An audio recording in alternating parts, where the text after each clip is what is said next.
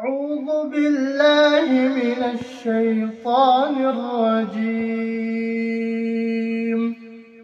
بسم الله الرحمن الرحيم.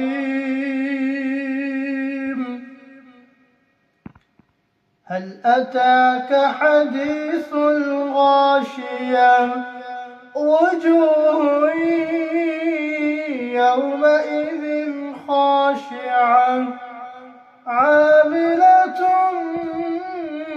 ناصبة تصلى نارا حامية تسقى من عين آنية ليس لهم طعام إلا من ضريع لا يسمن ولا يغني من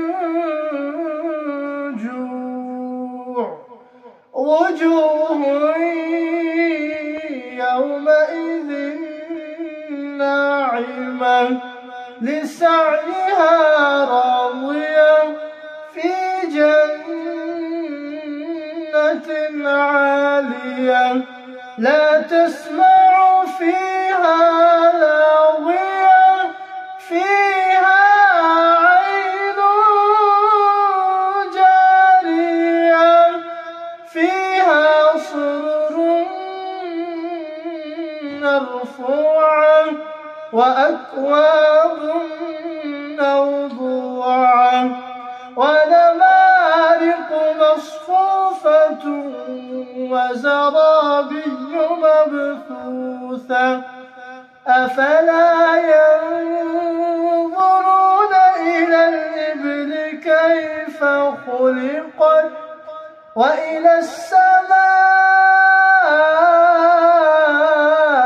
كيف رفعت وإلى الجبال كيف نصبت وإلى الأرض كيف سطحت فذكر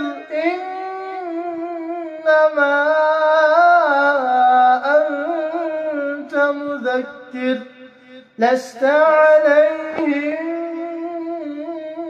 بمسيطر إلا من تولى وكفر فيعذبه الله العذاب الأكبر إن إلينا